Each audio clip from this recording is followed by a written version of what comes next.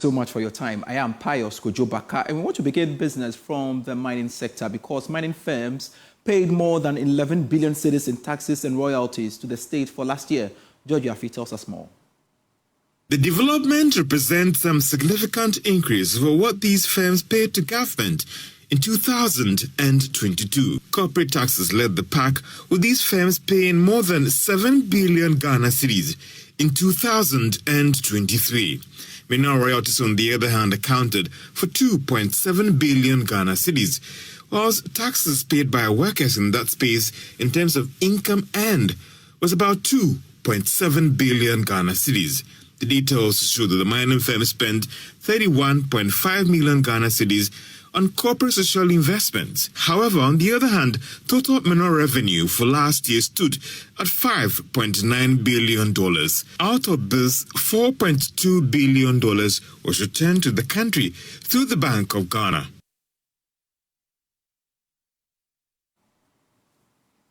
And we want to have a conversation on the back of this development. Joining us via phone is economist Professor William Boateng. Thanks so much, Professor Boateng, for joining us on Business Live. Are you surprised by the contribution of the mining sector in terms of revenue paid to the state last year? More than 11 billion cedis, we are told. Very much. I'm not surprised, and I think the contribution of mining sector to national development even goes beyond the tax revenue and foreign exchange earnings that the country enjoys. I mean, you can even extend it to cover the number of people who are engaged directly in terms of employment and those who also benefit from it in terms of direct employment. So the mining contribution to national development is high. You can even talk about their corporate social responsibility, where some mining firms are able to support communities and so on. However, all these years, until about 10 years ago, we did not hear the negative part of mining activities in the country. Remember that cocoa was the leading foreign exchange earner before 1995 when gold overtook it. So we've been able to benefit from mining over the past 20 years as the leading foreign exchange earner. Unfortunately, we are not able to conduct our activities in the mining sector sustainably. Because if you don't take care, and the way we were doing mining in the past, which had benefited the country so much, if we look at what is happening now in terms of its environmental consequences, in terms of its health consequences, then if you don't take care, one may downplay the contribution of mining as have been alluded to by George Yafi. The argument well, the mining sector itself, hasn't done enough when it comes to its contribution to the economy. Well, I think mining sector could have done better. And if you put the numbers there, we did not account for the smuggling, the kind of galamsey that do not come in as part of. When I say galamsey, I'm not talking about small-scale mines that are conducted illegally. I'm talking about galamsey that are done illegally, and the proceeds are smuggled out, or those who get the gold are smuggled. It is not captured there. So if we are able to do mining and do it well, do it the way it must be done, do it sustainably, I think the figure that we are quoting now will be far, far more than what we are having. It then gives credence to the fact that, in as much as we've made a total revenue of about 5.9 billion dollars, I should say, out of this, of course, 71% was returned to the country through the Bank of Ghana. Indeed, we could have gotten more, you see. Well, what was returned to Bank of Ghana, I think there has been some improvement. Some of us have spoken about the fact that the retention of export receipts in Ghana in the past has been very low. So you have mining companies retaining a chunk of their proceeds outside. I think the Bank of Ghana might have done something better these days. That is why we are having over 70%. I'm not too sure whether we can extend this kind of good thing or good news to also cover the oil sector so that we can also get a bit more retention from there. And if we are able to do that and also manage our fintech very, very well, we will not have much problem in terms of the depreciation of the cedi, at least from the capital account side. Thank you so much, Professor William Bamboateng, for your time here on Business Live. We truly appreciate your thoughts there. Now, financial economist Professor Lord Mensah says the usual demand for dollars by businesses is likely to reduce as election approaches. Now, according to him, market players will await the outcome of the general elections before making certain financial decisions, and this is likely to improve the stability of the local currency. His comment follows the marginal gain of the cedi made against the dollar last week. He spoke earlier on the marketplace. The market is going to wait for the outcome of the 7th December election to see what happens. Now, if you look at what is happening on the ground, traders, let me put it, will hold on for now. So the usual Christmas pressures that we see on the dollar is not going to be as, it used to be, because traders may want to see what happens after the elections before they come in with their activities. So from where I sit, we're not going to see from the trader's perspective and business perspective, we're not going to see the usual demand of the dollar as, it's supposed to be. But then we have to also look at the other side of the table where, people may want to keep the dollar as a result of, possible uncertainties that may come up from the elections. But I think, it's going to be more or less a kind of stability that we may enjoy over the short period, because there won't be much pressure on the demand. In a bid to position Ghana as the destination of choice for business progress outsourcing, that's BPO in Africa, the German corporation, the Ghana Investment Promotion Center and its partners have launched the Business Outsourcing Services Association of Ghana, BOSAG. The launch of BOSAG will enable Ghana tap into the global business process outsourcing and IT outsourcing markets. Speaking at the event, Chief Executive Officer of the Ghana Investment Promotion Center, Yofi Grant, indicated that the launch of BOSAG aligns with the government's vision to grow the digital sector and harness its potential to create jobs, foster innovation, and sustain economic development. More in this report. The launch of the Business Outsourcing Services Association of Ghana, BOSAG, plays a significant role in Ghana's effort to tap into the global business processing outsourcing and IT outsourcing market, valued at $1.01 trillion annually. Speaking at the launch dubbed the GBS Partnership Forum, a representative of GIZ, John Duty, highlighted that the BPO sector has the potential to unlock Ghana's economic transformation. For the association, they spoke a lot about the potentials that the subsector has for Ghana. They did that with evidence, and now that we, together with the association and our good public partner GIPC, we think that we will, or BOSAG will engage relevant decision makers and present their case for uptake. Delivering the keynote address, Chief Executive Officer of the Ghana Investment Promotion Center, Yofi Grant, indicated that his outfit is committed to leveraging Ghana's competitive advantages to attract global companies and position the country as the preferred destination for outsourcing services in Africa. Today, as we speak, total revenues expected from the BPO business globally is about $0.49 trillion US. Now, even if we were just to take 1% of that, that's in the billions of dollars. And it might, exceed even what we get from cocoa and from timber and from gold and all that, if we build it up as an industry in the economy. On his part, board chairman of BOSAG, Kojo Afaji Hayford, called on actors in the BPO ecosystem, service providers, key public sector players, and development agencies to join the association so that it becomes the authoritative voice for the industry. To say the challenges to scale to that level requires a lot of effort on everybody's part. How we train our people, the kind of people we're training, how we develop middle management so that when you scale, you see, it's not just entry level. It's the middle management level is going to be the biggest challenge, and we need to make sure that we have, working with academia, working with government, and making sure that we can have the right kind of people out there to be able to scale, because at the end of the day, it's about scale. The GBS Partnership Forum also saw the official handing over of a 12-page document titled the GBS Action Plan to the Government of Ghana through GIPC.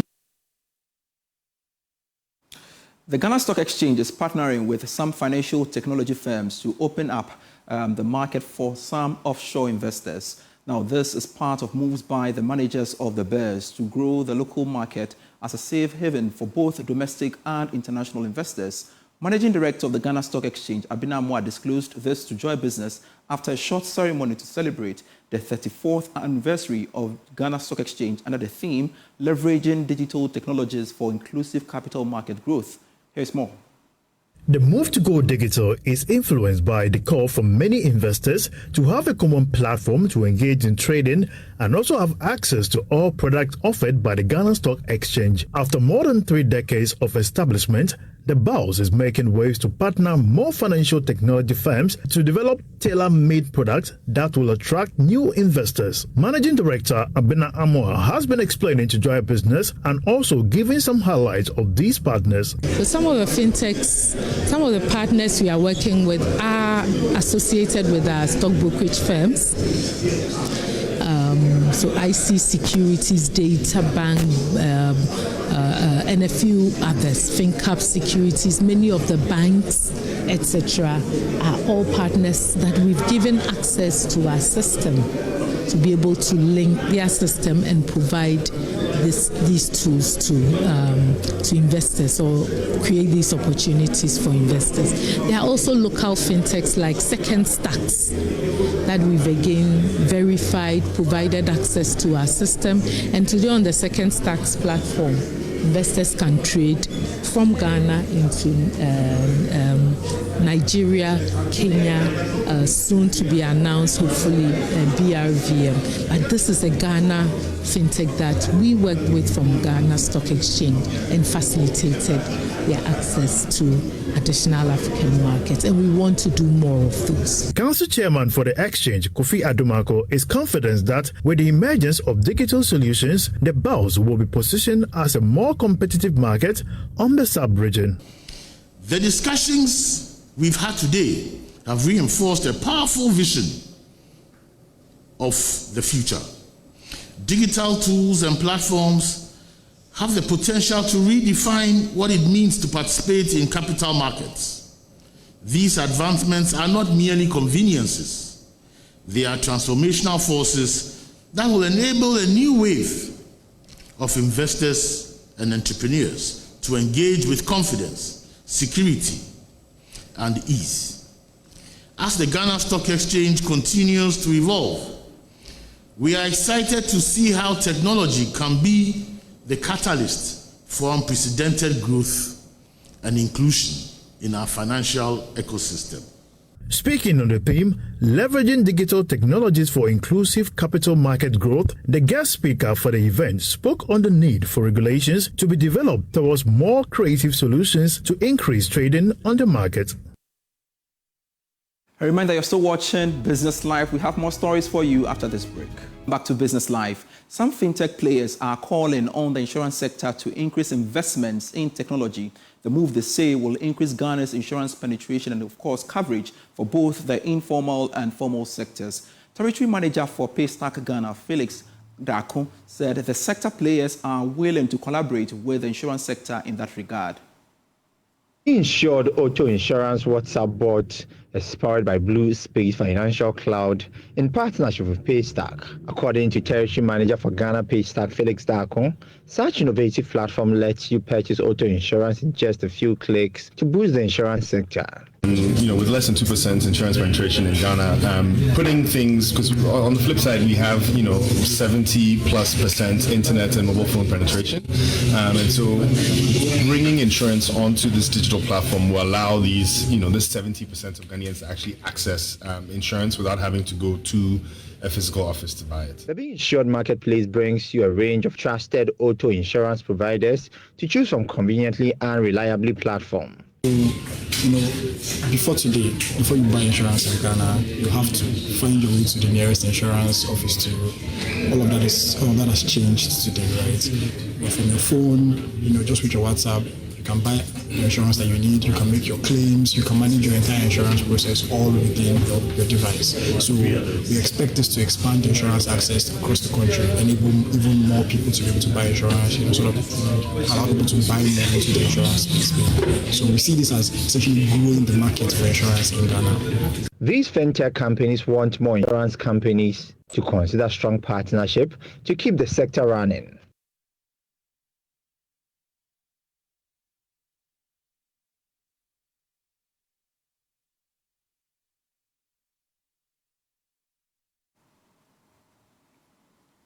In a bid to bridge the digital divide and promote financial inclusion, Telecel Foundation, in partnership with She Hub Ghana, has provided digital and financial literacy training to 140 women in the Ashanti region. Here is more.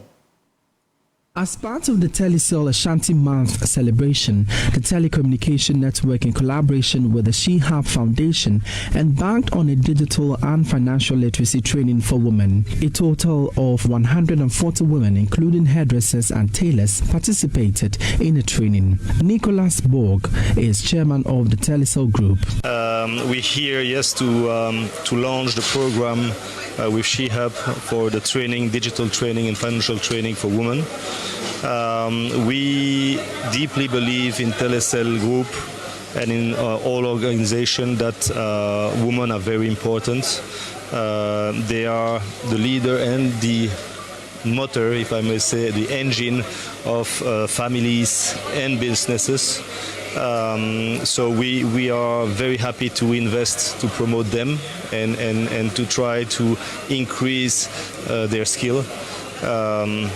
We are doing this on a regular basis. It's not a one-shot program. It's a regularly and very frequent program, and we will continue. He emphasized the importance of empowering women who are the backbone of the family in this digital world. The women that we train today will enhance the capacity of their business, and we will be there to support them to do so. So yeah, it's continuous training, and we're very happy to follow them.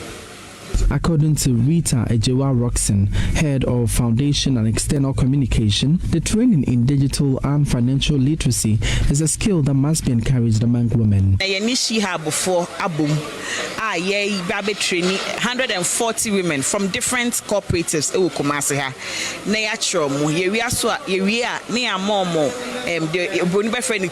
The phone, any data, Emma etimi eye ejuma man ekwetri na Ghana no ye ka se SMEs and ejuma nketo a eno pa na do so ye be 70% na bia na ebi wo ntimi enkwetri because digital skills anase ene obi enim se wo digital world digital skills no mo won and ntimi ejuma ne nkwenti na ye ba be chom se de be yom be apply amom ejuma akonenim.